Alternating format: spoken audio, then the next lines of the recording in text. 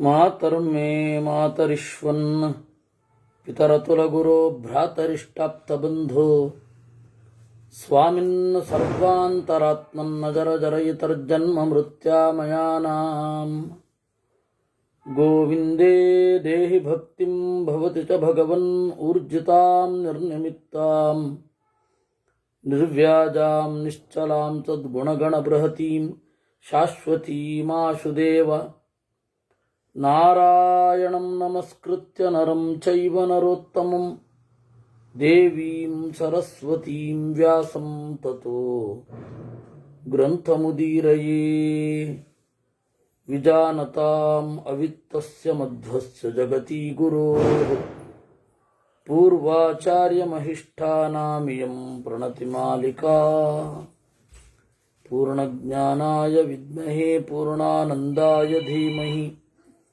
ತನ್ನೋ ವ್ಯಾಸ ಪ್ರಚೋದಯಾತ್. ನಾವು ಕಾಶ್ಯಪರ ವಂಶವನ್ನು ನೋಡ್ತಾ ಇದ್ವಿ. ಇಡೀ ಜಗತ್ತಿನ ತುಂಬ ಹರಡಿರುವುದು ಕಾಶ್ಯಪರ ವಂಶವೇ. ಅದರಲ್ಲಿ ಜಿತಿ, ಅದಿತಿ, ಧನು, ಸಿಂಹಿಕ ಇವರನ್ನೆಲ್ಲ ನೋಡಿದೆವು. ಈಗ ಹೇಳ್ತಾ ಇದ್ದಾರೆ ಸೌದಾಮಿನಿ ಅಂತ. ಆ ಸೌದಾಮಿನಿ ಅಂತನ್ನುವ ಹೆಸರು ಯಾರಿಗೆ ಅಂತ ಹೇಳಿದ್ರೆ ವಿನತ ಅಂತ. ಆ ವಿನತೆಗೆ ಅರುಣ ಅಂತ ಒಬ್ಬ ಮಗ, ಗರುಡ ಅಂತ ಇನ್ನೊಬ್ಬ. ಅರುಣನ ಮಕ್ಕಳು ಇಬ್ಬರು, ಸಂಪಾತಿ ಮತ್ತು ಜಟಾಯು ಅಂತ. ಅದೇ ಸೂರ್ಯನ ಸಾರಥಿಯಾಗಿ ಇರುವವ ಗರುಡನ ಅಣ್ಣ ಅರುಣ. ಅವನ ಬೆಳಕು ಮೊದಲು ಕಾಣೋದು ಕೆಂಪು ಬೆಳಕು. ಪೂರ್ವದಲ್ಲಿ ಮೂಡುವ ಕೆಂಪು ಬೆಳಕು ಅರುಣ, ಅರುಣೋದಯ ಅಂತ ಅದನ್ನು ಹೇಳೋದು. ಅರುಣನ ತಮ್ಮ ಅರುಣನ ಮಗ, ಅರುಣನ ತಮ್ಮ ಗರುಡ. ಅರುಣನ ಮಕ್ಕಳಿಬ್ಬರು ಸಂಪಾತಿ ಮತ್ತೆ ಜಟಾಯು ಅಂತ. ಆ ಸಂಪಾತಿಯ ಮಗ ಬಭ್ರು ಮತ್ತೆ ಸುಪಾರ್ಶ್ವ ಅಂತ. ಜಟಾಯುವಿಗೆ ಹಲವಾರು ಜನ ಮಕ್ಕಳಿದ್ದಾರೆ. ಕರ್ಣಿಕಾರ, ಶತಗಾಮಿ ಅಂತ. ಆಮೇಲೆ ಸಾರಸ, ರಜ್ಜುವಾಲ, ಭೇರುಂಡ ಅಂತ.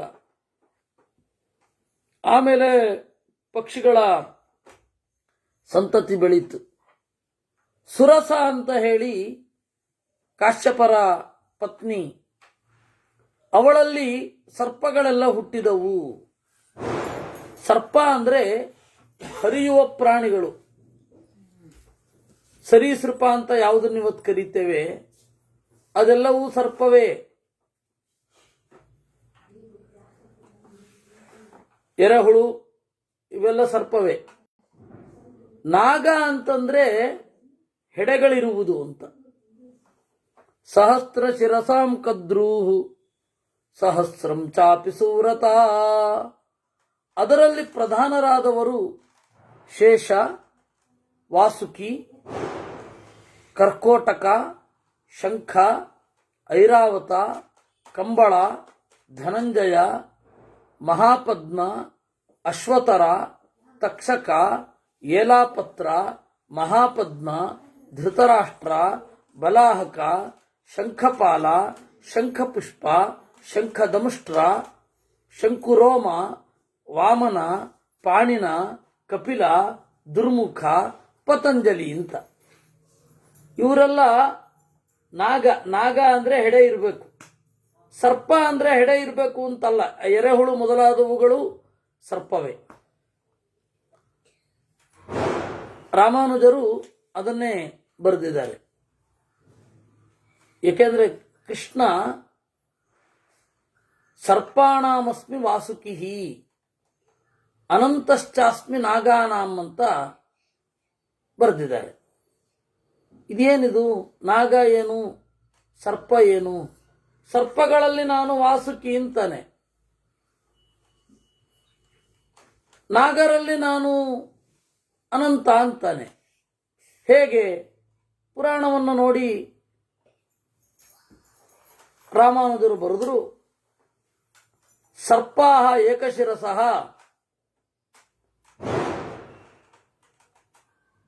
ಬಹುಶಿರಸೋ ನಾಗಾಹ ಅಂತ. ಹೆಡೆ ಇರುವ ಬಹಳ ಫಣ ಅಂದ್ರೆ ಹೆಡೆ ಇರುವ ಇದು ರಾಮಾಯಣದಲ್ಲಿ ಬರುವ ಸುರಸೆ ಇವಳೆ. ಅದರಿಂದಾಗಿ ಸರ್ಪ ಮತ್ತೆ ನಾಗ. ಆಮೇಲೆ ಕ್ರೋಧವಶ ಅಂತ ಹೇಳಿ ಒಬ್ಬಳು ಪತ್ನಿ. ಆ ಕ್ರೋಧವಶ ಅನ್ನುವ ಪತ್ನಿಯಿಂದ ಕಾಶ್ಯಪರಿಗೆ ಕ್ರೋಧವಶರು ಅಂತನ್ನುವ ದೈತ್ಯರು ಹುಟ್ಟುದು. ಆ ಕ್ರೋಧವಶರಲ್ಲಿಯೇ ಮುಖ್ಯನಾದವನು ಮಣಿಮಾನ್. ಆ ಮಣಿಮಂತ ಕುಬೇರನ ಪುಷ್ಪವನವನ್ನ ಕಾಯ್ತಾ ಇದ್ದ. ಸೌಗಂಧಿಕವನ ಅಂತೇನು ಕರೀತೇವೆ, ಅದನ್ನು ಕಾಯ್ತಾ ಇದ್ದ. ಭೀಮಸೇನ ಬಂದು ಈ ಮಣಿಮಂತನನ್ನೇ ಕೊಂದದ್ದು. ಈ ಮಣಿಮಂತನ ಬಗ್ಗೆ ಪಂಚರಾತ್ರ ಸಂಹಿತೆಯಲ್ಲಿ ಇದೆ, ಬೇರೆ ಕಡೆ ಇದೆ. ಆದರೆ ಜನರಿಗೆಲ್ಲ ಏನು ಭ್ರಮೆ ಅಂದರೆ ಮಣಿಮಂತ ಅನ್ನುವ ಒಂದು ಅಸ್ತಿತ್ವ ಮಾಧ್ವರೇ ಮಾಡಿದ್ದು ಅಂತ. ಹಾಗೇನಿಲ್ಲ. ಮಹಾಭಾರತದಲ್ಲಿದೆ, ಎಲ್ಲ ಕಡೆ ಇದೆ. ಮುನಿ ಅಂತ ಹೇಳಿ ಒಬ್ಬಳು ಪತ್ನಿ, ಅವಳಿಂದ ಹುಟ್ಟಿದವರು ಮುನಿಗಳು. ಆಮೇಲೆ ಅರಿಷ್ಟ ಅಂತ ಕಿನ್ನರರು, ಗಂಧರ್ವರು. ಆಮೇಲೆ ವಿಶ್ವ ಅಂತನ್ನುವವಳು ತೃಣ, ವೃಕ್ಷ, ಪೊದರು, ಬಳ್ಳಿ ಮೊದಲಾದವುಗಳ ಅಭಿಮಾನಿಗಳನ್ನು ಹುಟ್ಟಿಸಿದಳು. ಆಮೇಲೆ ದೈತ್ಯರಿಂದ ಕೇವಲ ಹಿರಣ್ಯಕಶಿಪು, ಹಿರಣ್ಯಾಕ್ಷ ಅಂತ. ಆದರೆ ದ್ವಿತೀಯ ಮಕ್ಕಳು 49 ಜನ ಇದ್ದಾರೆ. ಅವರನ್ನ ದೇವತೆಗಳು ಅಂತ ಪರಿಗಣಿಸ್ತಾರೆ ಅಂಥೇಳಿ ನಿಲ್ಲಿಸ್ಬಿಟ್ರು. ಆದಿಸರ್ಗೆ ಕಶ್ಯಪಾನ್ವಯೋ ನಾಮ ಷಷ್ಠೋಧ್ಯಾಯ. ಋಷಯವೂಚುಃ ದ್ವಿತೆ ಪುತ್ರ ಕಥಂ ಜಾತಾಃ ಮರುತೋ ದೇವವಲ್ಲಭಾಃ ದೇವೈರ್ಜಗ್ಮುಶ್ಚ ಸಾಪತ್ನೈಃ. ಎಲ್ಲ ಕೇಳ್ತಾರೆ, ದ್ವಿತೀಯ ಮಕ್ಕಳು ದೈತ್ಯರು, ಆದರೆ ದ್ವಿತೀಯ ಮಕ್ಕಳು ದೇವತೆಗಳಾಗಿದ್ದು ಹೇಗೆ? ಇದು ಬಹಳ ಆಶ್ಚರ್ಯ ಅಲ್ವಾ? ಅತ್ಯಂತ ಶತ್ರುಗಳಾಗಿರುವ ದೇವತೆಗಳ ಜೊತೆಗೆ ಮರುತ್ತರ ಓಡಾಟ ಏಕಾಗಿ ಅಂತ ಕೇಳಿದ್ರು. ಆಗ ಸೂತರು ಹೇಳ್ತಾರೆ, ಪುರಾ ದೇವಾಸುರೇ ಯುದ್ಧೇ ಹೃತೇಚು ಹರಿಣಾಸುರೈಹಿ. ದೇವಾಸುರ ಯುದ್ಧ ಮಾಡಿದಾಗ ದೇವತೆಗಳೆಲ್ಲ ಗೆಲ್ತಾ ಇದ್ರು, ದೈತ್ಯರು ಯಾವಾಗಲೂ ಸೋಲ್ತಾ ಇದ್ರು. ಬಹಳ ದುಃಖಿತಳಾದಳು ದಿತಿ. ಶಮಂತ ಪಂಚಕೆ ಕ್ಷೇತ್ರೇ ಸರಸ್ವತ್ಯಾಸ್ತಟೇ ಶುಭೇ ಭರ್ತುರಾರಾಧನಪರ ತಪ ಉಗ್ರಂ ಚಚಾರ. ಶಮಂತ ಪಂಚಕ ಕ್ಷೇತ್ರ, ಸರಸ್ವತಿ ನದಿ ತೀರ. ಅಲ್ಲಿ ದಿತಿ ತಪಸ್ ಮಾಡ್ಲಿಕ್ಕೆ ಶುರು ಮಾಡಿದ್ಲು. ಗಂಡನನ್ನ ಚೆನ್ನಾಗಿ ಒಲಿಸಿದಳು, ಪೂಜೆ ಮಾಡಿದಳು. ಆಗ ದಿತಿ ಏನ್ ಮಾಡಿದಳು? ಬಹಳ ಚೆನ್ನಾಗಿ ಸೇವೆ ಮಾಡಿದಾಗ ಚಾಂದ್ರಾಯಣಾದಿ ವ್ರತಗಳನ್ನೆಲ್ಲ ಮಾಡಿದಳು. ಎಲ್ಲ ಗುರು ಹಿರಿಯರನ್ನ ಸಂತೋಷಪಡಿಸಿದ್ಲು. ಗಂಡ ಕೇಳಿದ್ರು ಏನ್ ಬೇಕು ಅಂತ. ಇಂದ್ರನನ್ನ ಕೊಲ್ಲುವ ಒಬ್ಬ ಮಗ ಬೇಕು ಅಂದ್ಬಿಟ್ಟು. ಗಂಡನಿಗೆ ಸಂಕಟ. ಯಾಕೆಂದ್ರೆ ಕಾಶ್ಯಪರ ಹೆಂಡತಿ ಅದಿತಿಯಲ್ಲಿ ಹುಟ್ಟಿದ ಆದಿತ್ಯ, ಅದರಲ್ಲಿ ಒಬ್ಬ ಇಂದ್ರ. ಕಾಶ್ಯಪರ ಹೆಂಡತಿ ದಿತಿ, ಅವರ ಮಕ್ಕಳು ದೈತ್ಯರು. ದೈತ್ಯರಿಗೂ ಆದಿತ್ಯರಿಗೂ ಗಲಾಟೆ ಆಗ್ತಾ ಇರುತ್ತೆ. ಅದನ್ನ ನೋಡ್ತಾ ತಟಸ್ಥವಾಗಿದ್ದವರು ಮಕ್ಕಳಿಬ್ಬರು ಗಲಾಟೆ ಮಾಡ್ಕೊಳ್ತಾ ಇದ್ರೆ ನಮ್ಮ ತರಹ ಅಲ್ಲಲ್ಲ, ನಾವು ಬಿಡಿಸ್ಬೇಕು. ಆದರೆ ಅವರು ಯಾವ ಎತ್ತರದಲ್ಲಿದ್ದಾರೆ, ಅವ್ರ ಕೆಲಸ ಏನು, ಅವರ ಕಾರ್ಯ ಏನು, ಅವರ ಹೊಣೆ ಏನು, ದೇವರು ಕೊಟ್ಟ ಒಂದು ಹೊಣೆ ಏನು, ಅದರಿಂದಾಗಿ ಅದು ಮಾತನಾಡಲಿಕ್ಕಿಲ್ಲ, ಅದು ಬೇರೆ.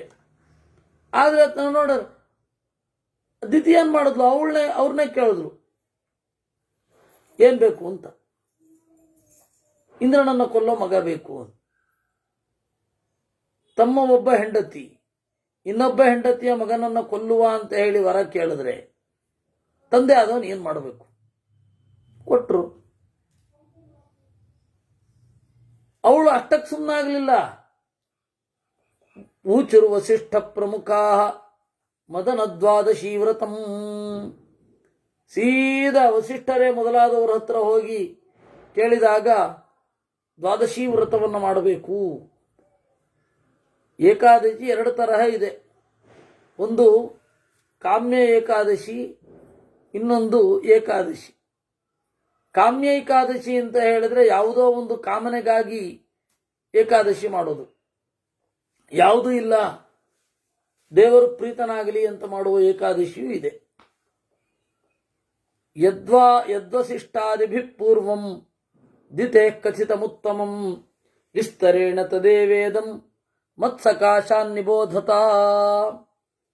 ಆಗ ಋಷಿಗಳೆಲ್ಲ ಹೇಳಿದ್ರು, ಅಯ್ಯೋ ಅವಳು ವ್ರತ ಮಾಡಿದ್ಲು ಅಂತ ಹೇಳೋದು ಹೇಗೆ, ನಮಗೂ ತಿಳಿಸಿಬಿಡಿ ಅಂತ. ಇದ್ಯಾಕೆ ಅಂತ ಹೇಳಿದ್ರೆ ಋಷಿಗಳು ಕೇಳಿದ್ದು ಮುಂದೆ ಮಾಡೋರಿದ್ರೆ ಮಾಡಲಿ ಅಂತ. ತಿಥಿ ಮಾಡಿದ ವ್ರತ ಅವಳಿಗೆ ಒಳ್ಳೇದಾಯ್ತು, ನಾವು ಮಾಡಬೇಕು ಅಂತ ಹೇಳಿದ್ರೆ ಅದೊಂದು ವ್ರತವನ್ನು ಹೇಳ್ತಾರೆ. ವ್ರತ ಅಂತ ಹೇಳಿದ್ರೆ ಒಂದು ಉಪವಾಸ ಇರಬೇಕು, ಆಯ್ತಾ? ಒಂದು ತಿಳ್ಕೊಂಬಿಡಿ, ಉಪವಾಸ ಇರಬೇಕು, ಪಾರಣೆ ಇರಬೇಕು. ಆಮೇಲೆ ಈ ತರಹ ಕೆಲವೊಂದಿದೆ. ವ್ರತ ಅಂದರೆ ಪರಿಭಾಷೆ ಏನು ಅಂತ ಅಗ್ನಿಪುರಾಣದಲ್ಲಿ ಹೇಳ್ತಾರೆ ಬಿಡಿ. ವ್ರತ ಯಾವುದು, ಹಬ್ಬ. ಇವಾಗ ಹಬ್ಬ ಎಲ್ಲ ವ್ರತ ಅಂತ ಇದೀವಿ ನಾವು. ಏನು ಏನದು ವರಮಹಾಲಕ್ಷ್ಮಿ ವ್ರತ. ಅದು ಯಾವ ವ್ರತ ಅಂತಾರ್ರಿ ಅದನ್ನ? ಎಲ್ಲಿ ಆ ದಿವಸವಾ?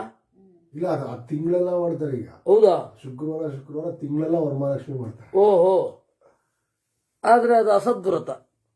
ಹಾಗೇನಾದ್ರು ಮಾಡಿದ್ರೆ ಏಕಾದಶಿ ಮಾಡಬೇಕು. ಏಕಾದಶಿ ಮಾಡದೆ ಬೇರೆ ವ್ರತ ಮಾಡಿದ್ರೆ, ಅದು ಬೇರೆ ಉಪವಾಸ ಮಾಡಿದ್ರೆ ಅದು ರಾಜಸ ಅಥವಾ ತಾಮಸ ಅಂತ ಪರಿಗಣಿಸಲ್ಪಡುತ್ತದೆ. ಆಮೇಲೆ ಆ ತರಹ ಏಕಾದಶಿ ಮುಖ್ಯ. ಚೈತ್ರ ಮಾಸ ಶುಕ್ಲ ಪಕ್ಷ ದ್ವಾದಶಿ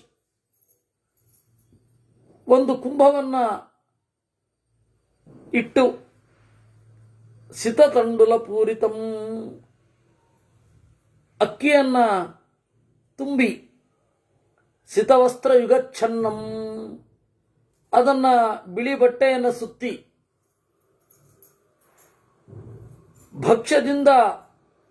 ಭಕ್ಷ್ಯದ ಜೊತೆಗೆ ಸಹಿರಣ್ಯಂ, ಅದು ಹಿಂದಿನ ದಿವಸ ಉಪವಾಸ ಮಾಡಿ ಮಾರನೇ ದಿವಸ ಇದನ್ನ ಮಾಡಬೇಕು. ಬಂಗಾರ ಮೊದಲಾದವುಗಳಿಂದ ಕೂಡಿ ಅದ್ರ ಮೇಲ್ಗಡೆ ತಾಮ್ರಪಾತ್ರಂ ಗುಡೋಪೇತಂ ತಸ್ಯೋಪರಿ ನಿವೇತಯೇತ್. ಆ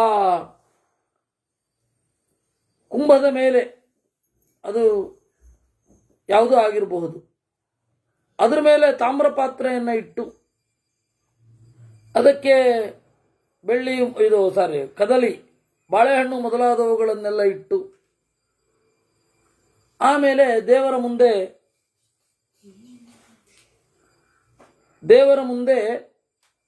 ಅದನ್ನ ಇಟ್ಟು ಕಾಮನಾಂನ ಹರೇರರ್ಚಾಂ ಸ್ಥಾಪಯೇತ್ ಗಂಧವಾರಿಣ, ದೇವರನ್ನ ಕಾಮರೂಪಿ ಅಂತ ಉಪಾಸನೆ ಮಾಡಬೇಕಂತೆ. ವೈಷ್ಣವ ವ್ರತವೇ. ದೇವರ ಹೆಸರು ಕಾಮ. ಕಾಮನೆಂಬ ಹೆಸರಿನ ನಾರಾಯಣನನ್ನ ನಾನು ಪೂಜಿಸ್ತೇನೆ ಅಂತ ಪೂಜಿಸಿ ಯಾವ ರೀತಿ ಮಾಡಬೇಕು? ಪೂರ್ತಿ ಅಂಗಪೂಜೆ ಇದೆ. ಅಂಗಪೂಜೆಯನ್ನು ಹೇಳ್ತಾರೆ. ದೇವರ ಒಂದು ತೇಜೋಮಯ ಮೂರ್ತಿಯನ್ನು ನಿಮ್ಮೆದುರು ಚಿಂತಿಸಿ, ದೇವರ ಕಾಲುಗಳಿಗೆ ಹೀಗೆ ಅರ್ಪಣೆ, ದೇವರ ಪಾದಗಳಿಗೆ ಹೀಗೆ ಅರ್ಪಣೆ ಅಂತ ಒಂದಿಷ್ಟು ಲಿಸ್ಟ್ ಉಂಟು. ಕಾಮಾಯ ಪಾದೋ ಸಂಪೂಜ್ಯ ಜಂಘೆ ಸೌಭಾಗ್ಯದಾಯ ಚ ಊರು ಸ್ಮರಾಯೇತಿ ಪುನಃ ಮನ್ಮಥಾಯೇತಿ ವೈಕಟಿಂ. ಈ ರೀತಿ ಕಾಮನ ಒಳಗಡೆ ಇರುವ ಪ್ರದ್ಯುಮ್ನ ರೂಪಿ ನಾರಾಯಣನನ್ನ ಪೂಜಿಸಿ ಆ ಕುಂಭವನ್ನ ದ್ವಾದಶಿ, ಏಕಾದಶಿ ಇಡೀ ಪೂಜೆ ಮಾಡಿ ದ್ವಾದಶಿ ಬ್ರಾಹ್ಮಣನಿಗೆ ಕೊಡಬೇಕು, ದಾನ ಮಾಡಬೇಕು. ಇದು ಇರುವಂತಹ ಒಂದು ಕ್ರಮ. ಪೀಯತಾಮತ್ರ ಭಗವಾನ್ ಕಾಮರೂಪಿ ಜನಾರ್ದನ. ಆಮೇಲೆ ಕಾಮರೂಪಿಯಾದ ನಾರಾಯಣ ಪ್ರೀತನಾಗಲಿ ಅಂತ ಹೀಗೆ ಅನೇನ ವಿಧಿನ ಸರ್ವಂ ಮಾಸಿ ಮಾತಿ ವ್ರತಂ ಚರೇತ್. ಪ್ರತಿ ತಿಂಗಳೂ ಮಾಡಬೇಕು ಇದನ್ನ. ತ್ರಯೋದಶಿಯಲ್ಲಿಯೂ ಉಪವಾಸ ಮಾಡಬೇಕು. ಕೇವಲ ಹಣ್ಣೊಂದನ್ನು ಮಾತ್ರ ಸ್ವೀಕಾರ ಮಾಡಿ ದ್ವಾದಶಿ ಭೂಮಿಯ ಮೇಲೆ ಮಲಗಬೇಕು. ತತಸ್ತ್ರಯೋದಶೇ ಮಾಸಿ ಧೃತಧೇನು ಸಮನ್ವಿತಾಂ. ಆಮೇಲೆ ತುಪ್ಪ ಮೊದಲಾದವುಗಳನ್ನು ಕೊಟ್ಟು ಘೃತಧೇನು ಅಂತ ಒಂದು ಇದು ಕಾನ್ಸೆಪ್ಟ್ ಇದೆ. ಘೃತಧೇನು ಅಂದರೆ ಒಂದು ಹಸುವಿನಷ್ಟು ತುಪ್ಪ. ಒಂದು ಹಸು ಎಷ್ಟು ಪೂರ್ತಿ ಕರೆಯುತ್ತೆ ಹಾಲು, ಅದು 2 ದಿವಸದ್ದು ಏನಿರುತ್ತೆ ಅದರ ತುಪ್ಪವನ್ನು ದಾನ ಮಾಡೋದು ಘೃತಧೇನು ಅಂತ ಕರೀತಾರೆ. ಆ ತರಹ ದಾನ ಮಾಡಿ ಕಡೆಯಲ್ಲಿ ವೈಭವದಿಂದ, ಇವತ್ತು ಏನು ವಿಷ್ಣು ಪಂಚಕ ವ್ರತ ಮಾಡ್ತಾರೆ ಅದೇ ರೀತಿ ಉದ್ಯಾಪನೆಯನ್ನು ಮಾಡಿ ಇಹಲೋಕೆ ವರಾನ್ ಪುತ್ರಾನ್ ಸೌಭಾಗ್ಯ ಫಲಮಶ್ನುತೆ. ಈ ಲೋಕದಲ್ಲಿ ಒಳ್ಳೆ ಮಕ್ಕಳನ್ನು ಪಡಿತಾನೆ ಈ ವ್ರತವನ್ನು ಮಾಡಿದರೆ. ಕಾಶ್ಯಪರು ಈ ವ್ರತವನ್ನು ನೋಡ್ತಾ ಇದ್ರು, ಸಂತೋಷ ಆಯಿತು. ಏನು ವರ ಬೇಕು ಅಂತ ಕೇಳಿದ್ರು ಅವರು. ಆಗ ಅವಳು ಹೇಳಿದ್ಲು, ಇಂದ್ರನನ್ನ ಕೊಲ್ಲುವ ಮಗ ಬೇಕು. ಆಯ್ತು ಅಂದ್ರು. ಆಪಸ್ತಂಭ ಕರೋತ್ವಿಷ್ಟಿಂ ಪುತ್ರೀಯ ಮಧ್ಯ ಸೂರತೆ ವಿಧಾಸ್ಯಾಮಿ ತಥೋ ಗರ್ಭಂ ಇಂದ್ರ ಶತ್ರು ನಿಸೂದನಂ. ಆಯಿತು. ಆಪಸ್ತಂಭ ಅನ್ನುವ ಋಷಿ ಅವನು ಬಂದು ಪೌರೋಹಿತ್ಯ ಮಾಡಿಸಿ ಪುತ್ರೇಷ್ಟಿಯನ್ನು ಮಾಡಲಿ, ಇಂದ್ರಶತ್ರುವನ್ನ ನಾನು ಕೊಡ್ತೇನೆ. ದೇವತೆಗಳೆಲ್ಲ ಸಂತೋಷಪಟ್ರಂತೆ. ಯಾಕೆ ಅಂದರೆ ಈ ಪುರೋಹಿತ ಬಂದು ಮಾಡಿಸಿದ್ದಾನೆ ಆಪಸ್ತಂಭ, ನಮಗೆ ಪ್ರತಿಕೂಲನಾದವನು ಹುಟ್ಟಲಿಕ್ಕೆ ಸಾಧ್ಯವೇ ಇಲ್ಲ. ಯಾಕೆ ಅಂದರೆ ವಿಷ್ಣು ದೇವತಾಕವಾದ ಯಾಗ ಇದು. ವಿಷ್ಣುವನ್ನು ಆರಾಧನೆ ಮಾಡಿದ್ರೆ ಕೆಟ್ಟವರು ಹುಟ್ಟೋದುಂಟ, ದೈತ್ಯರು ಹುಟ್ಟೋದುಂಟ ಅಂತ ದೇವತೆಗಳು ಸಂತೋಷಪಟ್ಟರು. ಈ ಅಂಶ ನಮಗೆ ಬೇರೆ ಪುರಾಣಗಳಲ್ಲಿ ಇಲ್ಲಿ ತನಕ ಕೇಳಿದ ಕಥೆಯಲ್ಲಿ ಇರಲ್ಲ. ವಿಮುಖಾಹ ಶಿಶ್ಚ ದಾನವಾಹ.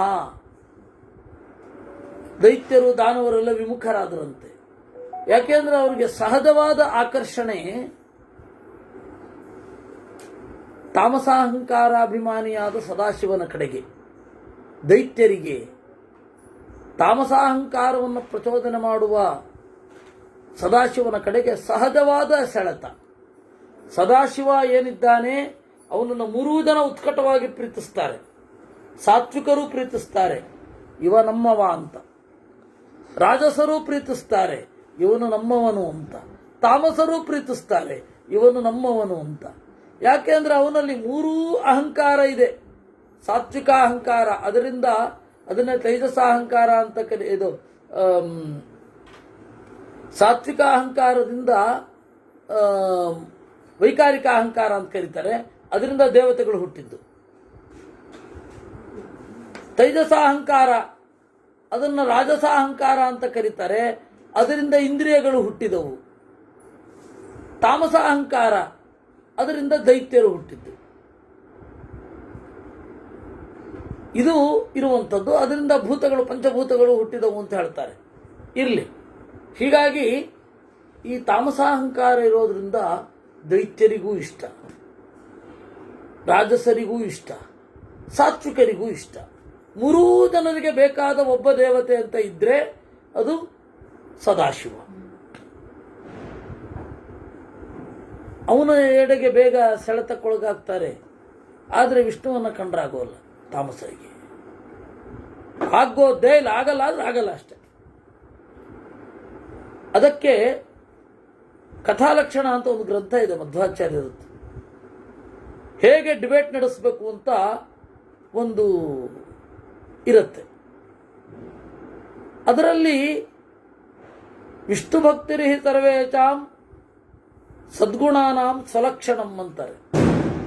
ವಿಷ್ಣು ಭಕ್ತಿ ಅಂತನ್ನೋದು ಅವನಲ್ಲಿ ಎಲ್ಲ ಒಳ್ಳೆಯ ಗುಣಗಳಿದೆ ಅನ್ನೋದಕ್ಕೆ ಪ್ರತೀಕ ಅಂತ. ಯಾಕೆಂದ್ರೆ ವಿಷ್ಣು ಭಕ್ತರಾದವರು ಪವಾಡವನ್ನು ಎಕ್ಸ್ಪೆಕ್ಟ್ ಮಾಡೋ ಹಾಗೇ ಇಲ್ಲ. ವಿಷ್ಣು ಭಕ್ತರಾದವರು ಏನೋ ಆಗ್ಬಿಡತ್ತೆ, ನಮಗೆ ಏನೋ ಸಿಕ್ಬಿಡತ್ತೆ ಅಂತ ಎಕ್ಸ್ಪೆಕ್ಟ್ ಮಾಡೋ ಹಾಗೇ ಇಲ್ಲ. ಅದು ವಿಷ್ಣು ಭಕ್ತಿ. ಅದಾಗದೇ ಬಂದರೆ ತಗೊಳ್ತಾರೆ, ಇಲ್ಲ ಅಂದ್ರಿಲ್ಲ. ಅದು ವಿಷ್ಣು ಭಕ್ತಿ. ಅದರಿಂದಾಗಿ ಎಲ್ಲ ಒಳ್ಳೆಯ ಗುಣಗಳಿದ್ರೆ ಮಾತ್ರ ನನ್ನಿಂದ ಜಗತ್ತಿಗೇನು ತೊಂದರೆ ಆಗದೇ ಇರಲಿ ಅಂಥವನು ಬಂದು ಮಾಡಿಸಿದ್ದಾನೆ ಅಂದರೆ ಏನೂ ಇಲ್ಲ. ಹೀಗಾಗಿ ಮೊದಲು ಮಾಡಿಸಿದ್ದು ವ್ರತ. ಆ ವ್ರತಾಂಗವಾದ ಇಷ್ಟಿ ಅಂತ ಅದು ವಿಸ್ತಾರ ಆಯಿತು. ಇಷ್ಟಿ ಅಂದರೆ ಪುಟ್ಟ ಹೋಮ, ಇಷ್ಟಿ ಆಯಿತು. ನ ಸ್ಥಾತವ್ಯಂ ನಗಂತವ್ಯಂ ವೃಕ್ಷ ಮೂಲೇಚು ಸರ್ವದಾ. ಆಮೇಲೆ ಕಾಶ್ಯಪರು ಹೇಳಿದ್ರಂತ ಒಂದಿಷ್ಟು ಷರತ್ತಿದೆ ಇದು ಅದನ್ನು ಪಾಲಿಸಬೇಕು ನೀನು. 100 ವರ್ಷ ನಿನಗೆ ಮಗು ಆಗಲ್ಲ, 100 ವರ್ಷ ಗರ್ಭವನ್ನು ಧರಿಸು. ನಂಬರ್ 1. ನ ಸ್ಥಾತವ್ಯಂ ನಗಂತವ್ಯಂ ವೃಕ್ಷ ಮೂಲೇಚು ಸರ್ವದಾ. ಗರ್ಭಿಣಿಗೆ ಇನ್ಸ್ಟ್ರಕ್ಷನ್ ಇದು ಎಲ್ಲರಿಗೂ, ದಿತಿಗೆ ಮಾತ್ರ ಅಲ್ಲ. ಗರ್ಭಿಣಿಯಾದವಳು ವೃಕ್ಷ ಮೂಲದಲ್ಲಿ ಇರಬಾರದು, ಹೋಗ್ತಾ ಇರಬಾರದು. ಅಂದರೆ ವೃಕ್ಷ ಮೂಲದಲ್ಲಿಯೇ ವಾಕಿಂಗ್ ಮಾಡಬಾರ್ದು. ಯಾಕೆಂದರೆ ಹಕ್ಕಿಗಳ ಹುಲಿ ಗರ್ಭಿಣಿಯ ಮೇಲೆ ಬಹಳ ವಿಚಿತ್ರವಾದ ಎಫೆಕ್ಟ್ ಉಂಟು ಮಾಡುತ್ತೆ ಅಂತ ಹಿಂದಿನವರೆಲ್ಲ ಹೇಳ್ತಾ ಬಂದಿದ್ರು. ಆ ಕಾರಣದಿಂದ ನಸ್ಥಾತವ್ಯಂ ನಗಂತವ್ಯಂ, ವೃಕ್ಷ ಮೂಲದಲ್ಲಿ ನಡಿಬಾರದು. ಇದು ಕಾಶ್ಯಪರು ದಿತಿಗೆ ಹೇಳಿದ್ರ ಇಲ್ವಾ ಗೊತ್ತಿಲ್ಲ. ಈ ಪುರಾಣದ ಮೂಲಕ ವೇದವ್ಯಾಸರು ಎಲ್ಲ ಗರ್ಭಿಣಿಯರಿಗೆ ಹೇಳ್ತಾ ಇರೋದು. ಆಮೇಲೆ ನೋಪಸ್ಕರೇಶು ಉಪವಿಚೇತ್ ಮುಸಲೋಲು ಖಲಾದಿಶು. ಪಾತ್ರೆ ಮೇಲೆ ಕೂತ್ಕೋಬೇಡ. ಪಾತ್ರೆ ಡಬ್ಬ ಹಾಕಿ ಕೂತ್ಕೊಳ್ಳೋದು, ಮುಸಲ ಒನಕೆ ಮೇಲೆ ಕೂತ್ಕೊಳ್ಳೋದು, ಉಲೂಖಲ ಒರಳಿನ ಮೇಲೆ ಕೂತ್ಕೊಳ್ಳೋದು, ಇವುಗಳನ್ನು ಮಾಡಬೇಡ. ಜಲೇಚನಾವಗಾಹೇತ ಶೂನ್ಯಾಗಾರಂಚ ವರ್ಜಯೇತ್. ಸದಾಚಾರ, ಇವೆಲ್ಲ ಸದಾಚಾರವೇ. ಜಲೇಚನಾವಗಾಹೇತ,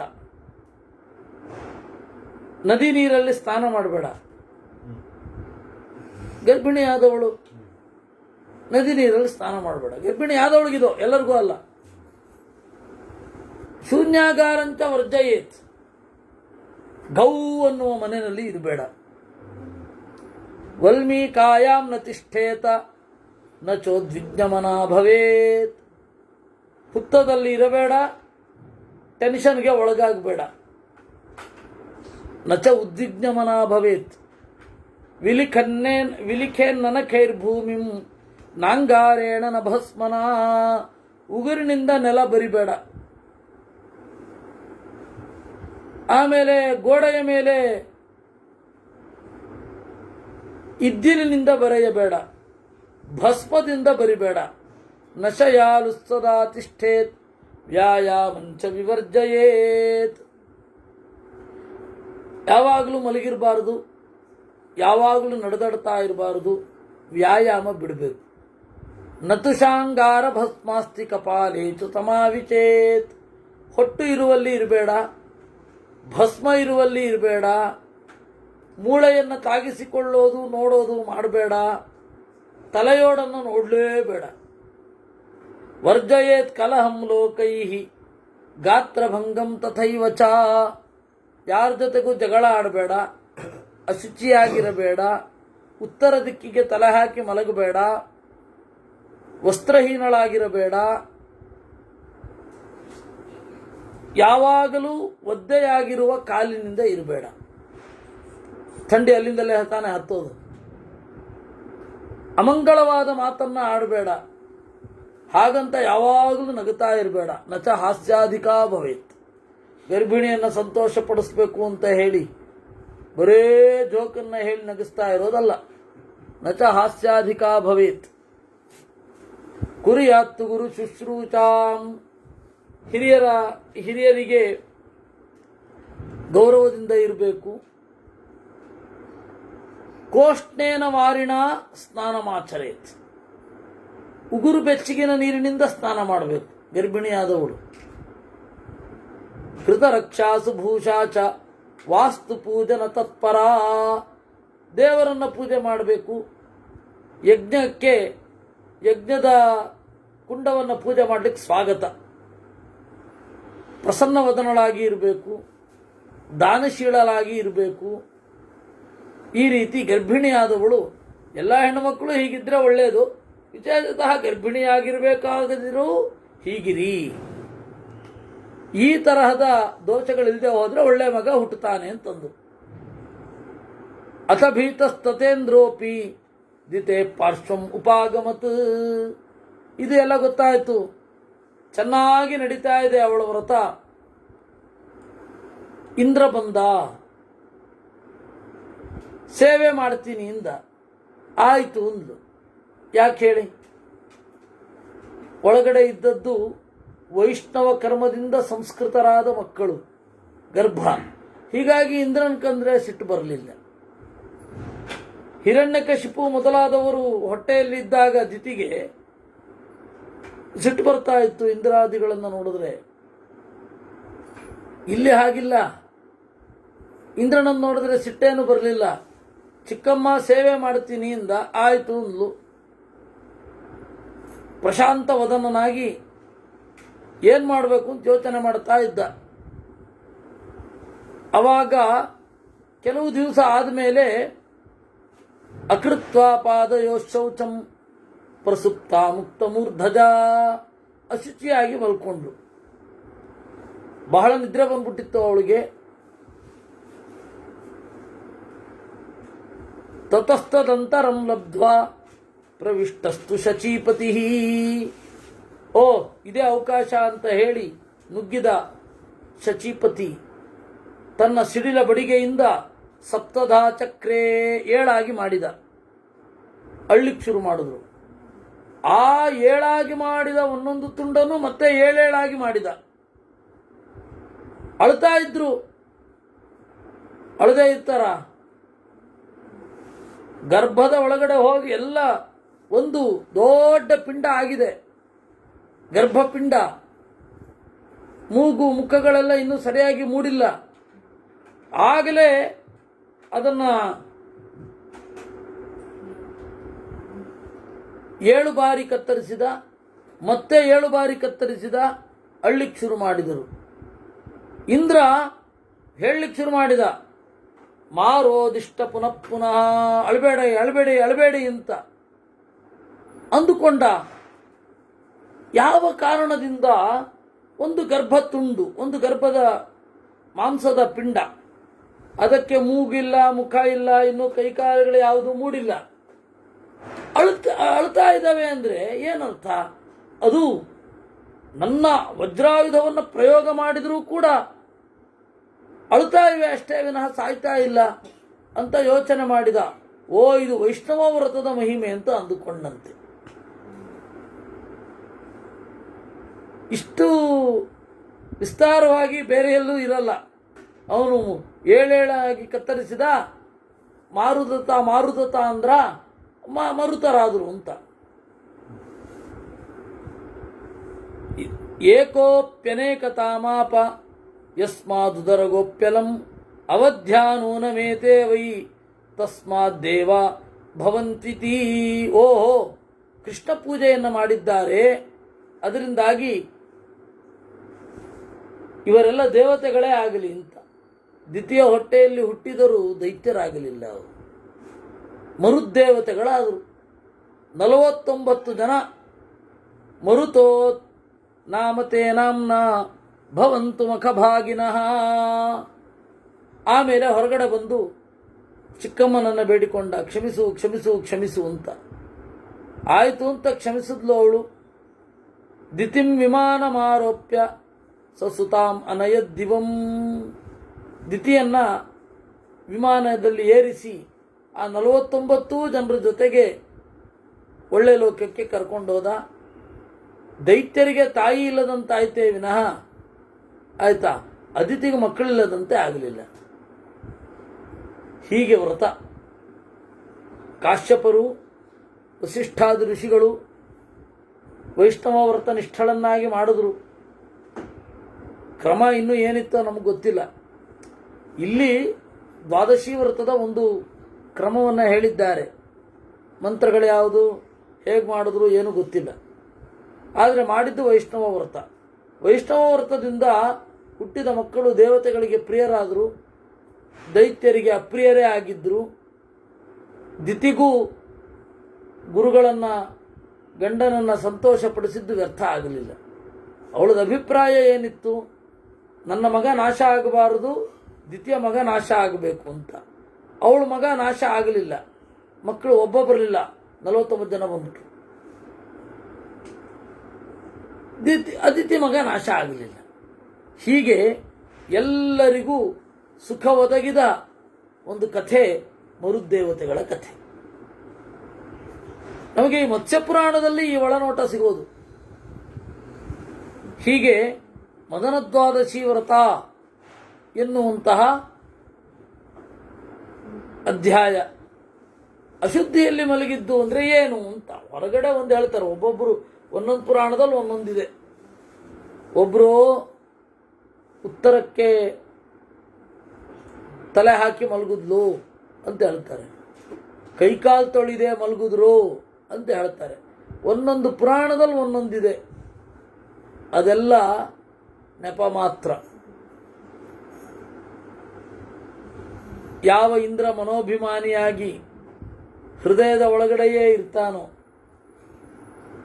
ಯಾವ ಇಂದ್ರ ಹಸ್ತಾಭಿಮಾನಿಯಾಗಿ ದೇಹದ ಒಳಗಡೆಯೇ ಇರ್ತಾನೋ, ಅವನು ದೇಹ ಪ್ರವೇಶ ಮಾಡಲಿಕ್ಕೆ ಏನಾದರೂ ಮೈಲಿಗೆ ಆಗಲಿ ಅಂತ ಕಾಯ್ಬೇಕಾ? ಮೈಲಿಗೆ ಆದ್ಮೇಲೆ ಬರೀಲಿಕ್ಕೆ ಅವನೇನು ದೆವ್ವನ?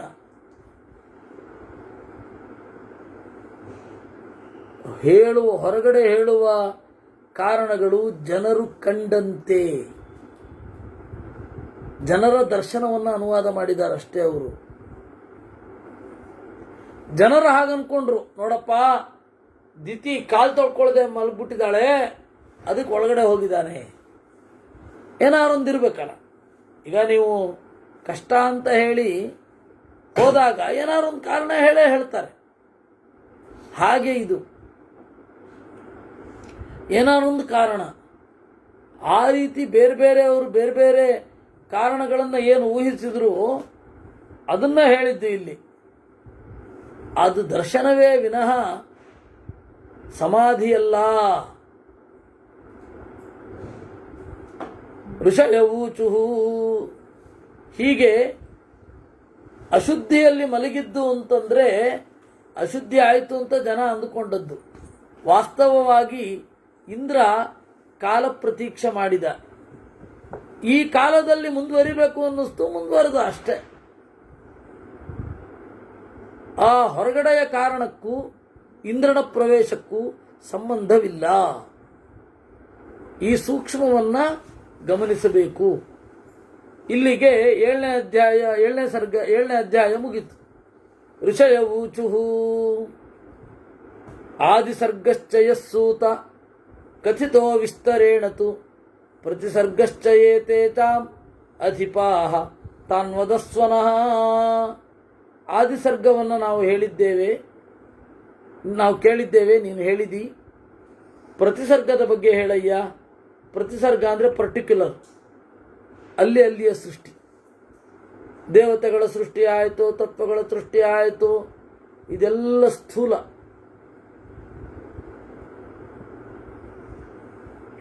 ಪ್ರತಿ ಪರ್ಟಿಕ್ಯುಲರ್ ಆಗಿ ಇದೇ ಸೃಷ್ಟಿ ಅಂತ ಹೇಳಿ ನಾವೀಗ ಕಾಣ್ತೇವಲ್ಲ, ಅದಾಗಬೇಕಲ್ಲ, ಅದ್ರ ಬಗ್ಗೆ ಹೇಳು. ಅದನ್ನು ಪ್ರತಿಸರ್ಗ ಅಂತ ಕರೆದು.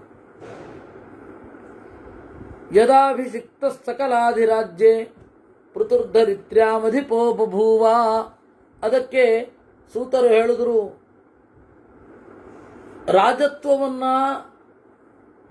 ಸುವ್ಯವಸ್ಥಿತವಾಗಿ ಅರೇಂಜ್ಡ್ ಅಂತಾರಲ್ಲ, ಒಳ್ಳೆ ಆರ್ಗನೈಸ್ ಮಾಡಿದವ ಪೃಥು. ಅವನೇನು ಮಾಡಿದ? ಚಂದ್ರನನ್ನ ಓಷಧಿಗಳ ಒಡೆಯ, ಯಜ್ಞದ ಒಡೆಯ, ವ್ರತಗಳ ಒಡೆಯ, ತಪಸ್ಸಿನ ಒಡೆಯನನ್ನಾಗಿ ಮಾಡಿದ. ಅದರಿಂದಾಗಿ ಓಷಧಿಗಳು, ಯಾವುದೇ ಗಿಡ, ಮರ, ಬಳ್ಳಿ, ಹೂವು, ಹಣ್ಣು, ಹೀಚು ಇವುಗಳೆಲ್ಲ ಚಂದ್ರನ ಬೆಳಕನ್ನು ಪಡೆದು ಅದಾಗಿರುವವುಗಳು. ಅದರಿಂದಾಗಿ ಓಷಧಿಗಳ ಒಡೆಯ ಅಂತಂದ್ರು. ಆಮೇಲೆ ಯಜ್ಞದ ಒಡೆಯ ಅಂತ ಹೇಳಿದ್ರೆ ಈ ಚಾಂದ್ರಮಾನ ಅಂತ ಏನಿದೆ ಅದನ್ನೇ ಯಜ್ಞಕ್ಕೆ ಹೇಳುತ್ತಾರೆ. ಮಧ್ವಾಚಾರ್ಯರು ಯಜ್ಞಕ್ಕೆ ಚಾಂದ್ರಮಾನವನ್ನು ಬಳಸ್ತಾರೆ ಅಂತ ಹೇಳಿದ್ದಾರೆ. ಮಹಾಭಾರತ ತಾತ್ಪರ್ಯ ನಿರ್ಣಯದ 23ನೆಯ ಅಧ್ಯಾಯದಲ್ಲಿ ಚಾಂದ್ರಮಾನವನ್ನ ಬಳಸ್ತಾರೆ ಮುನಿಗಳು ಯಜ್ಞಕ್ಕಾಗಿ ಅಂತ ಹೇಳಿದ್ದಾರೆ. ಅದನ್ನು ಒಬ್ಬ ಪೆಕ್ರ ತಪ್ಪರ್ಥ ಮಾಡಿಕೊಂಡು ನೋಡಿ ಮಧ್ವಾಚಾರ್ಯ ಹೇಳಿದ್ದಾರೆ ಅಂತ. ಅಪ್ಪ, ಅದು ಯಜ್ಞಕ್ಕೆ ಬಳಸ್ತಾರೆ ಅಂತ ಹೇಳಿರೋದು ಕೃಷ್ಣಾಷ್ಟಮಿಗೂ ಅದಕ್ಕೂ ಸಂಬಂಧ ಇಲ್ಲ. ಕೃಷ್ಣಾಷ್ಟಮಿ ವ್ರತವನ್ನ ಹೀಗೆ ಮಾಡಬೇಕು ಅಂತ ಆಚಾರ್ಯರೇ ಹೇಳಿದ್ದಾರೆ, ವಿಷ್ಣು ತೀರ್ಥರೇ ಹೇಳಿದ್ದಾರೆ. ಸಿಂಹ ಮಾಸದ ಕೃಷ್ಣ ಪಕ್ಷದ ಅಷ್ಟಮಿಯಲ್ಲಿ ಮಾಡಬೇಕು ಅಂತ. ಹಾಗಾದ್ರೆ ಯಜ್ಞಕ್ಕಾಗಿ ಚಾಂದ್ರಮಾನವನ್ನು ಅವಲಂಬಿಸಬೇಕು ಅಂತ ಹೇಳಿದಾರಲ್ಲ, ಹೌದು. ಆಯಾ ಗಿಡ, ಮರ, ಬಳ್ಳಿ ಅವುಗಳು ಬೇಕಾಗತ್ತೆ ಯಜ್ಞಕ್ಕೆ. ಆ ಯಜ್ಞಕ್ಕೆ ಬೇಕಾದದ್ದನ್ನ ಧಾನ್ಯಗಳನ್ನು ಪಡಿಬೇಕು ಅಂದ್ರೆ ಈ ಮಾಸ ಆಗಿರ್ಬೇಕು. ಅದಕ್ಕೆ ಮುಖ್ಯ ಕಾಲ ಅಂದ್ರು ಚಾಂದ್ರಮಾನವನ್ನ. ಅಷ್ಟು ಬಿಟ್ಟು ಇನ್ನೇನೂ ಅಲ್ಲ. ಆದ್ದರಿಂದ ಯಜ್ಞದ ಒಡೆಯ, ವ್ರತಗಳ ಒಡೆಯ. ವ್ರತವನ್ನು ಹೇಳಬೇಕಾದ್ರೆ ಚಾಂದ್ರಾಯಣ ಅಂತಾರೆ. ಸೂರ್ಯನನ್ನು ಇಟ್ಟುಕೊಂಡು ಪ್ರಾಯಶ್ಚಿತ್ತಾದಿಗಳನ್ನು ಹೇಳಲಿಕ್ಕೆ ಬರಲ್ಲ. ಚಂದ್ರನನ್ನು ಇಟ್ಟುಕೊಂಡು ಪ್ರಾಯಶ್ಚಿತ್ತವನ್ನು ಹೇಳಲಿಕ್ಕೆ ಬರುತ್ತೆ. ಕೃಚ್ಛ್ರ ಚಾಂದ್ರಾಯಣ, ತಾಪಸ ಚಾಂದ್ರಾಯಣ, ತಾಪನ ಚಾಂದ್ರಾಯಣ, ಹೀಗೆ ಬೇಕಾಷ್ಟು ಚಾಂದ್ರಾಯಣಗಳಿವೆ. ಏನಾದರೂ ತಪ್ಪು ಮಾಡಿದ್ರೆ ಚಾಂದ್ರಾಯಣ ವ್ರತ ಮಾಡು ಹೋಗು ಅಂತ ಹೇಳ್ತಾ ಇದ್ರು. ಚಂದ್ರನ ಕಾಣಿಸುವಿಕೆಗೆ ಅನುಗುಣವಾಗಿ ತುತ್ತನ್ನು ಜಾಸ್ತಿ ಮಾಡಿಕೊಳ್ಳೋದು ಅಥವಾ ಕಡಿಮೆ ಮಾಡಿಕೊಳ್ಳೋದು. ಒಂದು ತಿಂಗಳಲ್ಲಿ ಅವನು ಹೆಚ್ಚು ತಿನ್ಲಿಕ್ಕಾಗಲ್ಲ, ಅದು ಒಂದೇ ಹೊತ್ತು. ಇದನ್ನ ಚಾಂದ್ರಾಯಣ ವ್ರತ, ಉಪವಾಸದಿಂದ ಪ್ರಾಯಶ್ಚಿತ್ತ. ಚಂದ್ರನನ್ನು ಇಟ್ಕೊಂಡು ಹೇಳಬೇಕೇ ವಿನಃ ಸೂರ್ಯನನ್ನು ಇಟ್ಕೊಂಡು ಯಾವಾಗಲೂ ಒಂದೇ ರೀತಿ ಇರ್ತಾನೋ. ಜಾಸ್ತಿ ಆಗ್ತಾನೆ ವಿನಃ ಕಡಿಮೆ ಆಗಲ್ಲ. ಹೀಗಾಗಿ ಚಾಂದ್ರಾಯಣ ವ್ರತ, ಚಂದ್ರನನ್ನು ಅವಲಂಬಿಸಿ ವ್ರತವನ್ನು ಹೇಳ್ತಾರೆ. ಹೀಗಾಗಿ ವ್ರತಗಳ ಒಡೆಯ ಅಂದ್ರೆ ವ್ರತಕ್ಕೆ ಮಾಪಕ ಅಂತ ಅರ್ಥ, ಬೇರೆ ಅಲ್ಲ. ವ್ರತಾನಾಂ. ಇನ್ನು ತಪಸಾಂ, ತಪಸ್ಸು ಮಾಡಬೇಕು ಅಂದ್ರೂ ಚಂದ್ರನೇ. ಈ ಸಂವತ್ಸರದಲ್ಲಿ ಈ ರೀತಿ ಮಾಡಬೇಕು, ಚಂದ್ರನನ್ನು ಇಟ್ಟುಕೊಂಡೇ ಮಾಡಬೇಕು. ಸೂರ್ಯನ ದಿನ ಬೆಳಕುಗಳನ್ನು ಇಟ್ಕೊಂಡು ಮಾಡಲಿಕ್ಕಾಗಲ್ಲ. ಆದ್ದರಿಂದಾಗಿ ಔಷಧಿಗಳಿಗೆ, ಯಜ್ಞಗಳಿಗೆ, ವ್ರತಗಳಿಗೆ, ತಪಸ್ಸುಗಳಿಗೆ ಚಂದ್ರನನ್ನ ಒಡೆಯನನ್ನಾಗಿ ಮಾಡಿದರು. ನಕ್ಷತ್ರ ತಾರಾ ದ್ವಿಜ ವೃಕ್ಷ ಗುಲ್ಮ ಲತಾವಿತಾನಸ್ಯ ಚ ರುಗ್ಮಗರ್ಭ ಅಪಾಂ ಅಧೀಶಂ ವರುಣಂ ಧನಾನಾಂ ರಾಜ್ಞಾಂ ಪ್ರಭುಂ ವೈಶ್ರವಣಂ ಚ ತದ್ವತ್. ಅಪಾಮಧೀಶಂ ನೀರಿನ ಒಡೆಯ ವರುಣ, ಹಣದ ಒಡೆಯ ಕುಬೇರ, ವಿಷ್ಣು ರವೀಣಾಮಧಿಪಂ ವತೂನಾಂ. ವಿಷ್ಣು ಏನಿದ್ದಾನೆ ಅವನು ಆದಿತ್ಯರಲ್ಲಿ ಒಡೆಯ. ವಸ್ತುತಃ ವಿಷ್ಣು ಅಂದರೆ ಇಲ್ಲಿ ವಿಷ್ಣು ಅಲ್ಲ, ಅಂದರೆ ನಾರಾಯಣ ಅಲ್ಲ, ವಿಷ್ಣು ಅಂದರೆ ವರುಣ ಅಂತ. ಆದಿತ್ಯರಲ್ಲಿ ಅವನಿಗೆ ಒಂದು ಪ್ರತ್ಯೇಕವಾದ ಸ್ಥಾನ ಇದೆ ವರುಣನಿಗೆ. ವಸೂನಾಂ ಅಗ್ನಿಂ, ವಸುಗಳಿಗೆ ಅಗ್ನಿ. ಪ್ರಜಾಪತೀನಾಂ ಅಧಿಪಂಚ ದಕ್ಷಂ, ಪ್ರಜಾಪತಿಗಳಲ್ಲಿ ಒಡೆಯ ದಕ್ಷ. ಮರುದ್ದೇವತೆಗಳ ಒಡೆಯ ಶಕ್ರ. ದೈತ್ಯರಿಗೆ ದಾನವರಿಗೆ ಒಡೆಯ ಪ್ರಹ್ಲಾದ. ಪಿತೃಗಳಿಗೆ ಯಮ. ಪಿಶಾಚ ರಕ್ಷ ಪಶುಭೂತ ಯಕ್ಷ ವೇತಾಲ ರಾಜನ್ ತಥ ಶೂಲಪಾಣಿಂ. ಪಿಶಾಚಿಗಳು, ರಾಕ್ಷಸರು, ಯಕ್ಷರು, ಭೇತಾಳ, ಬ್ರಹ್ಮರಾಕ್ಷಸ, ಅವರಿಗೆಲ್ಲ ಒಡೆಯ ಯಾರು ಅಂತಂದ್ರೆ ರುದ್ರ. ಪ್ರಾಲೇಯ ಶೈಲೇಂಚ ಪತಿಂ ಗಿರೀಣಾಂ, ಹಿಮಾಲಯಗಳ ಒಡೆಯ, ಇದು ಎಲ್ಲ ಬೆಟ್ಟಗಳ ಒಡೆಯ ಹಿಮಾಲಯ. ನದಿ, ಸರೋವರ, ಇವುಗಳ ಒಡೆಯ ಸಮುದ್ರ. ಗಂಧರ್ವ ವಿದ್ಯಾಧರ ಕಿನ್ನರಾಣಾಂ ಈಶಂ ಪುನಶ್ಚಿತ್ರರಥಂ ಚಕಾರ.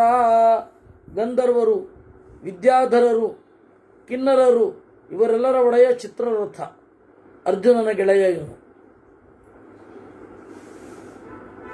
ಅರ್ಜುನನಿಗೆ ಪಾಠ ಹೇಳಿಕೊಟ್ಟವ. ರವೀಣಾಂ ವಿಷ್ಣುಂ ರವೀಣಾಂ ಅಧಿಪಂ ಅಂದಾಗ ದಿಲೀಪ್ ಅವರದೊಂದು ಪ್ರಶ್ನೆ, ಉಪೇಂದ್ರ ಅಂತ ಯಾಕೆ ಚಿಂತನೆ ಮಾಡಬಾರ್ದು ಅಂತ.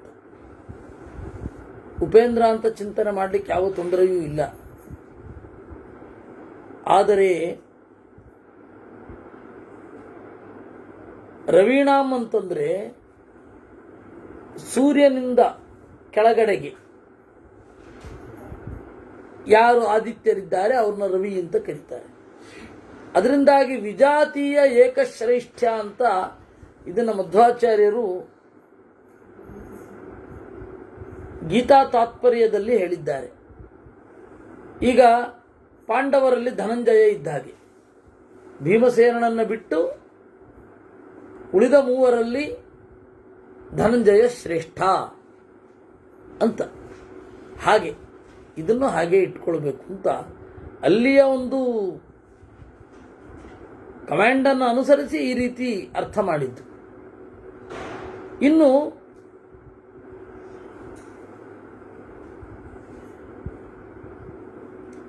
ನಾಗಾಧಿಪಂ ವಾಸುಕಿ ಮುಗ್ರವೀರ್ಯಂ, ನಾಗಗಳ ಒಡೆಯ ವಾಸುಕಿಯನ್ನಾಗಿ ಮಾಡಿದ. ಸರ್ಪಾಧಿಪಂ ತಕ್ಷಕಮಾದಿದೇಶ. ಇದನ್ನೆಲ್ಲ ನಾವು ಈ ವಿಭೂತಿ ಯೋಗ ಅಂತ ಹೇಳಿ ಗೀತೆಯಲ್ಲಿ ಇದೆ, ಅದರೊಟ್ಟಿಗೆ ಹೋಲಿಸಿ ನೋಡಬೇಕು. ವಿಭೂತಿ ಯೋಗ ಬಹಳ ಇಂಪಾರ್ಟೆಂಟ್. ಹಾಗೆ ನಿಮಗೆ ಏಕಾದಶ ಸ್ಕಂಧದಲ್ಲಿ ಅಲ್ಲೊಂದು ವಿಭೂತಿ ಯೋಗ ಇದೆ, ಅದನ್ನೂ ಹೋಲಿಸಿ ನೋಡಬೇಕು. ಆವಾಗ ದೇವರ ಸನ್ನಿಧಾನ ಇರುವ ವ್ಯಕ್ತಿಗಳೆಷ್ಟು ಅಂತ ಗೊತ್ತಾಗುತ್ತೆ. ಆಮೇಲೆ ಸರ್ಪಗಳ ಒಡೆಯ ತಕ್ಷಕ, ದಿಗ್ಗಜಗಳ ಒಡೆಯ ಐರಾವತ, ಪಕ್ಷಿಗಳ ಒಡೆಯ ಸುಪರ್ಣ, ಕುದುರೆಗಳ ಒಡೆಯ ಉಚ್ಚೈಶ್ರವಸ್ಸು, ಮೃಗಗಳಲ್ಲಿ ವಿಶೇಷ ಸನ್ನಿಹಿತನಾಗಿರೋದು ಸಿಂಹದಲ್ಲಿ, ಗ್ರಾಮೀಣ ಪ್ರಾಣಿಗಳಲ್ಲಿ ಎತ್ತು, ಗ್ರಾಮದಲ್ಲಿರುವ ಮರಗಳಲ್ಲಿ ಪ್ಲಕ್ಷ. ಈ ರೀತಿ ಬ್ರಹ್ಮದೇವರು ವ್ಯವಸ್ಥೆ ಮಾಡಿದರಂತೆ. ಪೂರ್ವೇಣ ದಿಕ್ಪಾಲ ಮತಾಭ್ಯಸಿಂಚತ್ ನಾಮ್ನಾ ಸುಧರ್ಮಾಣ ಮರಾತಿಕೇತುಂ. ತಥೋಧಿಪಂ ದಕ್ಷಿಣತಶ್ಚಕಾರ ಸರ್ವೇಶ್ವರಂ ಶಂಖಪದಾಭಿಧಾನಂ. ಆಮೇಲೆ ಇಲ್ಲಿ ಕೆಳಗಡೆ ಆವತ್ತಿನ ರಾಜರು ಹೇಗಿದ್ರು ಅಂದರೆ ಸುಧರ್ಮ, ಸರ್ವೇಶ್ವರ, ಕೇತುಮಂತ, ಹಿರಣ್ಯರೋಮ ಅನ್ನುವ ದೇವತೆಗಳನ್ನು ಆ ದಿಕ್ಕಿನ ಭೂಭಾಗದ ಒಡೆಯರನ್ನಾಗಿ ಮಾಡಿದರು. ಈ ರೀತಿ ವ್ಯವಸ್ಥೆ ಮಾಡಿದರು. ಇದನ್ನೆಲ್ಲ ಮಾಡಿದವನು ಮೊದಲು ಪೃಥು, ಬ್ರಹ್ಮದೇವರು ಮತ್ತು ಪೃಥು. ಇದು ಚಾಕ್ಷುಷ ಮನ್ವಂತರ ಕಳೆಯಿತು. ವೈವಸ್ವತ ಮನ್ವಂತರದಲ್ಲಿ ಆದ ಬದಲಾವಣೆ ಇದು. ಹೀಗೆ 8ನೆಯ ಅಧ್ಯಾಯ ಮುಗೀತು. ಇದನ್ನು ಕೇಳಿದಾಗ ಅವನಿಗೆ ಸೂತರಿಗೆ ಅನ್ನಿಸಿತು, ಏವಂ ಶ್ರುತ್ವಾ ಮನುಪ್ರಾಹ ಪುನರೇವ ಜನಾರ್ದನಂ ಪೂರ್ವೇತಾಂ ಚರಿತಂ ಬ್ರೂಹಿ ಮನೂನಾಂ ಮಧುಸೂದನ. ಇದೆಲ್ಲ ಆದಮೇಲೆ ಸೂತರು ಹೇಳ್ತಾರೆ, ಕಥೆ ವಾಪಸ್ ಬಂತು. ಶುರು ಆಗಿದ್ದೆಲ್ಲಿ? ಮನು ಮತ್ಸ್ಯನನ್ನ ಕೇಳ್ತಾನೆ ಅಂತ. ಸೂತರು ಮಧ್ಯದಲ್ಲಿ, ಶೌನಕರು ಮಧ್ಯದಲ್ಲಿ ಕೇಳಿದ್ರು ಏನು ಅಂತ, ದೈತ್ಯರ ಬಗ್ಗೆ. ದ್ವಿತೀಯಲ್ಲಿ ಹುಟ್ಟಿದ್ರು ಮರುದೇವತೆಗಳು ದೈತ್ಯರಾಕಾಗಲಿಲ್ಲ, ದೇವತೆಗಳಾಕಾದ್ರು. ಆ ಕಥೆಗೆ ಹೋಗ್ತಾ ಹೋಗ್ತಾ ಹೋಗ್ತಾ ಬೇರೆ ಕಡೆ ಬಂದ್ಬಿಟ್ವಿ, ಮತ್ತೆ ಮೂಲಕ್ಕೆ ಹೋಗುತ್ತೆ. ಇಲ್ಲಿ ಮನು ಹೇಳ್ತಾನೆ, ಏನು ಬೇಕು, ಅಲ್ಲ ಮತ್ಸ್ಯ ಏನು ಬೇಕು ಅಂತ ಕೇಳಿದಾಗ ಮನು ಹೇಳ್ತಾನೆ, ಪೂರ್ವೇ ಚಾಂ ಚರಿತಂ ಬ್ರೂಹಿ ಮನೂನಾಂ ಮಧುಸೂದನ. ಪೂರ್ವೇ ಚಾಂ ಚರಿತಂ ಬ್ರೂಹಿ, ಹಿಂದಣ ಮನುಗಳ ಕಥೆಯನ್ನ ಹೇಳು ಅಂತ ಹೇಳ್ತಾನೆ. ಹಿಂದಣ ಮನುಗಳು ಆ ಮನ್ವಂತರದ ಒಡೆಯ ಯಾರು ಎಲ್ಲ ಹೇಳಬೇಕು. ಆಗ ಮತ್ಸ್ಯ ಹೇಳ್ತಾನೆ, ಮನ್ವಂತರಾಣಿ ರಾಜೇಂದ್ರ ಮನೂನಾಂ ಚರಿತಂಚಯತ್ ಪ್ರಮಾಣಂ ಚೈವ ಕಾಲಸ್ಯ ತಾಂ ಸೃಷ್ಟಿಂ ಚ ಸಮಾತತಃ ಏಕಚಿತ್ತ ಪ್ರಶಾಂತಾತ್ಮ ಶೃಣು ಮಾರ್ತಂಡನಂದನ. ಮನ್ವಂತರಾಣಿ ರಾಜೇಂದ್ರ,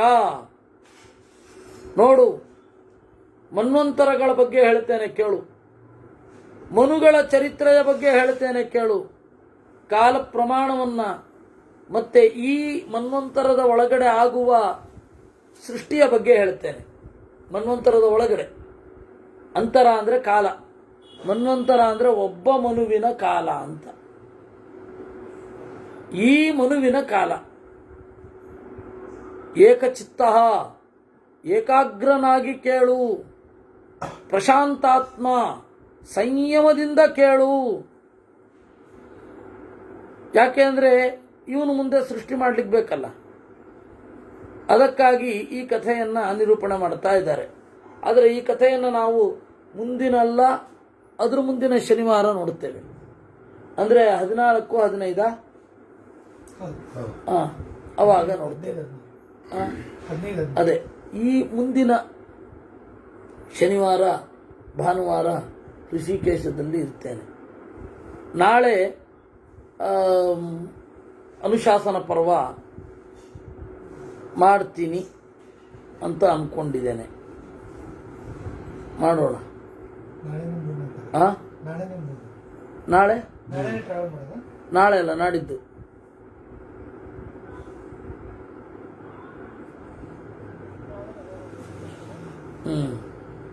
ಮಾಡೋಣ.